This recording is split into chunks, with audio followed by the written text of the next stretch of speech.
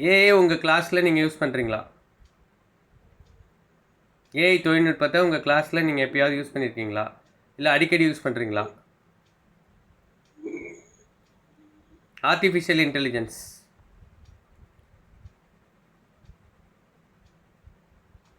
இதில் வந்து பார்த்தீங்க அப்படின்னா பிரீத்திக்கு இந்த கொஷின் இப்போதைக்கு ரெலவெண்ட்டாக இருக்காது. ஏன் அப்படி சொல்கிறேன்னு புரியுதா?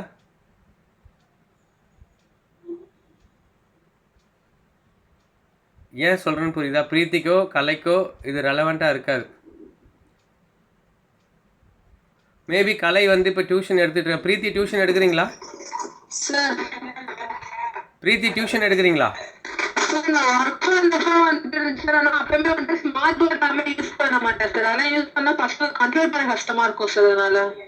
ஸ்மார்ட் போர்டு யூஸ் பண்ண மாட்டீங்க இப்படியா? Yes sir. அது அதை யூஸ் பண்ண ஆரம்பிச்சிட்டாலே பசங்களை கண்ட்ரோல் பண்ண முடியாது சார். அதையும் பார்க்க முடியாது, இதுவுமே பார்க்க முடியாது. நல்லா ஓகே. இப்போ நீங்கள் வந்து ப்ரெசென்ட்டாக டியூஷனில் அந்த மாதிரி ஏதாவது யூஸ் பண்ணிட்டுருக்கீங்களா? டியூஷன்ல வந்துட்டு சார் இல்லை. ஓகே. பிரீத்தி நீங்கள் ஏதாவது டியூஷன் எடுக்கிறீங்களா? யூஸ் பண்ணி பார்த்துருக்கீங்களா டீச்சிங்கில் ஏதாவது? Okay sir. சிவா சார், நீங்கள் ஏஐ தொழில்நுட்பத்தை நீங்கள் ஏதாவது யூஸ் பண்ணியிருக்கீங்களா இது வரைக்கும்? இல்லை. ஓகே. ஷர்மிதா, நீங்கள் யூஸ் பண்ணியிருக்கீங்களா கிளாஸ் ரூம்ஸில்? அதோடைய அதாவது நீங்கள் ப்ரிப்பேர் பண்ணி அந்த விஷயங்களை ஏஐலேருந்து எடுத்தேன் அப்படிங்கிற மாதிரி.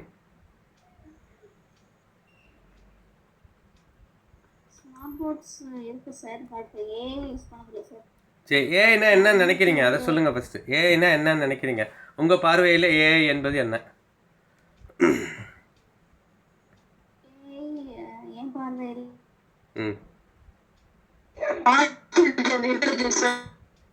அதெல்லாம் ரைட்டு.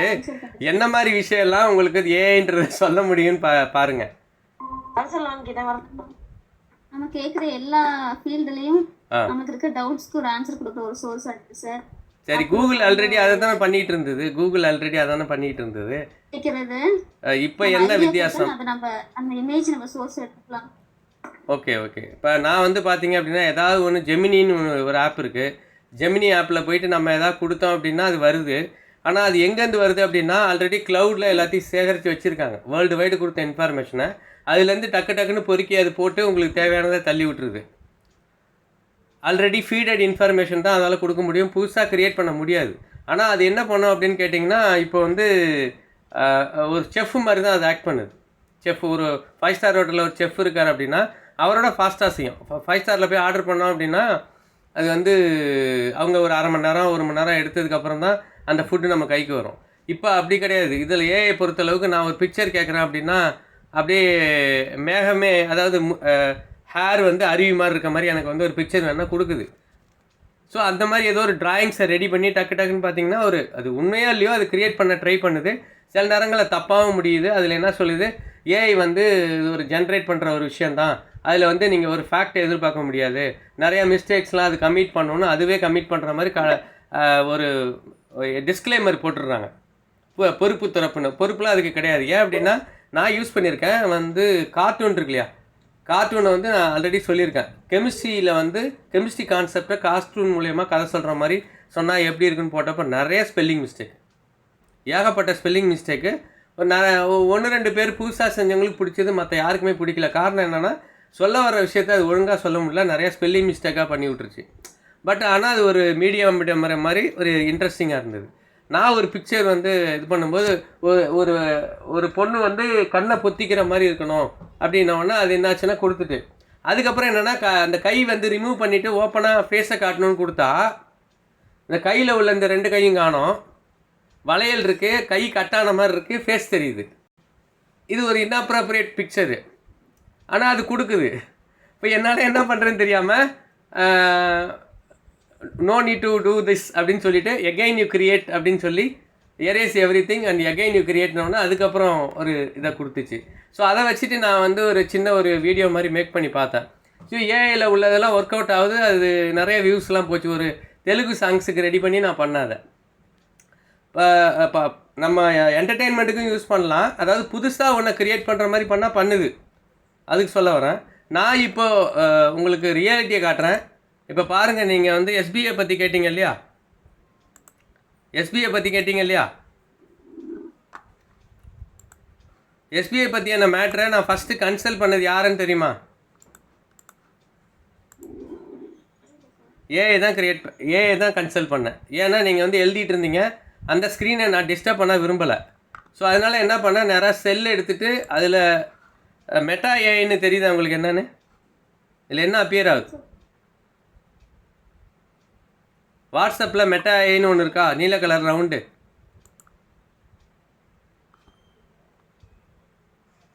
இருக்கா? எஸ் சார், தெரியுது சார். இப்போது இதில் வந்து இதுலேயே நான் கொடுத்துருக்கேன். என்ன கொடுத்துருக்கேன்? எஸ்பிஐ பற்றி கேட்டிருக்கேன்னா பாருங்கள். Difference between SBI and CCE கேட்டிருக்கேண்ணா. ஆன்சர் கிடச்சிருக்கா?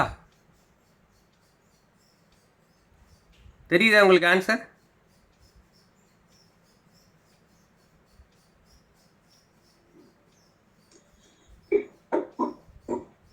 தெரியுதா? தெரியலையா?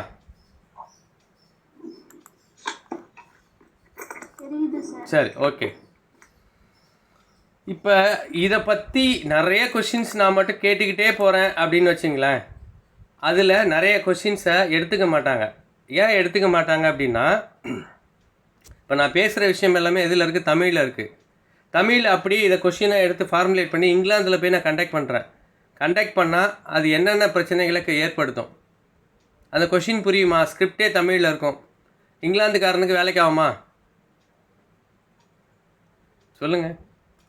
ஹிந்திக்காரனுக்கே வேலைக்கு ஆகாது. ஈவன் டெல்லியில் போயிட்டு நம்ம பேசின விஷயத்தை எல்லாத்தையுமே ரெக்கார்ட் பண்ணிவிட்டு அப்படியே ஒரு கொஷினர் மாதிரி போட்டுட்டு ஏஐ பற்றி கேட்டால் அவங்களுக்கு வேலைக்கு ஆகாது. ஸோ அப்போ எதெல்லாம் மிஸ் ஆகுது அப்படின்னு பார்த்தீங்கன்னா, எது மிஸ் ஆகுது? அது அப்ஜெக்டிவ்னா என்ன மீனிங்? நீங்கள் பார்த்தீங்க இல்லையா, ஒவ்வொன்றுத்துக்கும் அர்த்தம் இருக்கு இல்லையா? ஒவ்வொன்றுத்துக்கும் அர்த்தத்தை மீனிங் சொல்கிறேன். ஃபஸ்ட்டு பாருங்கள், வேலிட்னா அது மதிப்புமிக்கதாக இருக்குதா, நீங்கள் கொடுத்தது மதிப்புடையதாக இருக்கான்னா? என்னை பொறுத்தளவுக்கு தமிழ் தெரிஞ்சவங்களுக்கு நான் கேட்ட கேள்விகள் எல்லாம் மதிப்புடையது. ஆனால் தமிழை தவிர வேறு லாங்குவேஜ் தெரிஞ்சவங்களுக்கு அது மதிப்புடையதாக ஆகாது. அடுத்தது ரிலேபிளா அப்படின்னு கேட்டால் ரிலேபிள் தான். ஆனால் மதிப்பு இல்லாமல் போனாலும் அப்புறம் நம்பகத்தன்மை வேஸ்ட்டு தான். அதுக்கு மதிப்பே இல்லைன்னு போது நம்பகத்தன்மைன்றது அது இழந்துருது ஆட்டோமேட்டிக்காக. அப்ஜெக்டிவிட்டி இருக்கா அப்படின்னு கேட்டால் இது அப்ஜெக்டிவ் இல்லை. ஏன் அப்படின்னா, தமிழ் பீப்புள்ஸுக்கு மட்டுமே என்னுடைய விஷயங்கள் புரியும். ஹிந்தியோ அல்லது இங்கிலீஷ் படித்தவங்களுக்கோ நான் என்ன கேட்டேன் அப்படின்றது புரியறதுக்கான வாய்ப்புகள் கிடையாது. அவங்க அப்படி புரிஞ்சிக்கிட்டாலும் கொஞ்சம் தப்பாக தான் புரிஞ்சுப்பாங்க. விட்டு ஒரு நோட்ஸ் எடுத்த மாதிரி இருக்கும். ஹிண்ட்டு மாதிரி தான் இருக்குமே தவிர கிளாரிட்டி கிடைக்காது. ரெலவெண்ட்டாக இருக்கான்னா ரெலவெண்ட்டாக இருக்குது. அடிக்வேட்டாக இருக்கா அப்படின்னா அது போதுமானதாக இல்லை. ஏன் அப்படின்னா, மொழி தெரியாதவர்களுக்கு நான் கேட்ட கொஷின்ஸு போகிறதுக்கு வாய்ப்பு இல்லை. ஸோ அப்போ அது மாதிரி நீங்கள் என்னென்ன கொஷின்லாம் ஃப்ரேம் பண்ணுறீங்களோ இது எல்லாமே இருக்கான்னு செக் பண்ணணும். செக் பண்ணிவிட்டு பண்ணால் தான் அது சரியான அசஸ்மெண்ட்டாக இருக்கும். அடுத்தது பார்த்தீங்க அப்படின்னா, சில கல்ச்சருக்கு ஒத்து வர்றது சில கல்ச்சருக்கு ஒத்து வராது. ஏதாவது ஒரு கொஷின் சொல்லுங்கள் பார்ப்போம். ஒரு கல்ச்சருக்கு ஒத்து வரும் சார், இன்னொரு கல்ச்சருக்கு ஒத்து வராத கொஷின் ஏதாவது சொல்லுங்கள் பார்ப்போம்.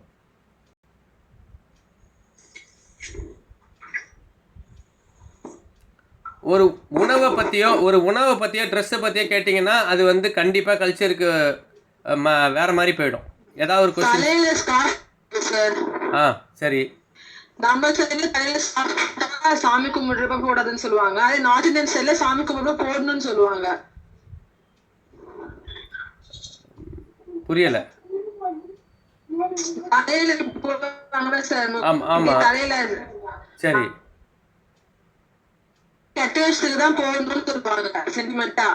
அதே நார்த் சைடுல வந்து சாமி கும்பிடுறப்ப கண்டிப்பா போட்டுக்கணும்னு சொல்லுவாங்க. Very good, nice question. இப்போ உணவுப் பொருளை கூட நம்ம எடுத்துக்கலாம். நீங்கள் களி தின்றிருக்கிறீர்களா அப்படின்னு ஒரு கொஸ்டின் கேட்குறோன்னு வச்சுங்களேன். ஓகேவா? a food which is made up of ragi which is sphere in shape அப்படின்ற மாதிரி கேட்டு which you consumed it அப்படின்னு கேட்டால் ஃபாரினர் என்ன சொல்லுவாங்க? எத்தனை ஃபாரினரால் இதுக்கு ஆன்சர் பண்ண முடியும்? they cannot give because their eating pattern is different from our eating pattern. So it should be culture ஃப்ரீன்னு சொல்லுவாங்க. எப்போ டெஸ்ட்டு நம்ம வந்து ஃப்ரேம் பண்ணாலும் கல்ச்சர் ஃப்ரீயாக ஒரு டெஸ்ட்டை ஃப்ரேம் பண்ணணும். இப்போ சிபிஎஸ்சி புக்ஸில் அந்த பிரச்சனைகள் வந்து போன புக்கிலலாம் இருந்துச்சு. இப்போ ஹிந்தியில் கத்திரிக்காய் பேர் என்னம்மா? बैंगन सर। புரியல. ஹிந்தியில் बैंगन பேங்கன். பயங்கன் சார். ஓகே, பைங்கன் பேங்கன் எப்படி வேணா வச்சுக்கோங்க. வெண்டிக்காய் பேர் என்னம்மா? भिंडी सर। பிண்டி. சரி, இந்த மாதிரி பேரை ஆக்சுவலாக கொடுத்துருந்தாங்க. எங்கே கொடுத்துருந்தாங்க அப்படின்னு கேட்டிங்கன்னா, சிபிஎஸ்சி நான் நடத்தும்போது அந்த இவிஎஸ் புக்கில் கொடுத்துட்டு ஒரு லெசன் ஸ்டார்ட் ஆகுது. ஸ்டார்ட் பண்ணும்போது பார்த்தீங்க அப்படின்னா மேக்ஸிமம்